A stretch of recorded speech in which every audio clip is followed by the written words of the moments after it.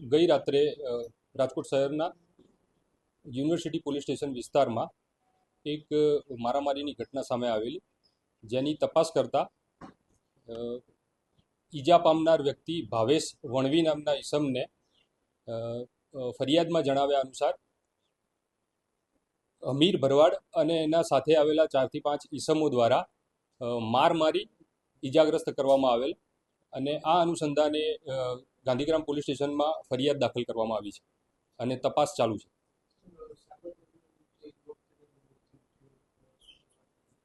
હા, મેં જણાવ્યું પ્રમાણે રાત્રે એને સિવિલ હોસ્પિટલમાં એડમિટ કરેલો. બાદમાં આજે વહેલી સવારે ડૉક્ટરોએ તેને ફરજ પરના ડૉક્ટરોએ ઈજા પામનારને મરણ જાહેર કરેલ છે.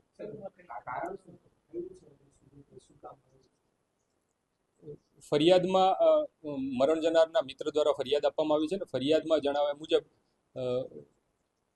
મરણ જનાર અને આરોપી વચ્ચે શેરડીના રસના ચીચોડા બાબતે કોઈ મનદુખ ચાલતું હતું અને એના કારણે આ બનાવ બનેલો પ્રાથમિક રીતે જણાય છે.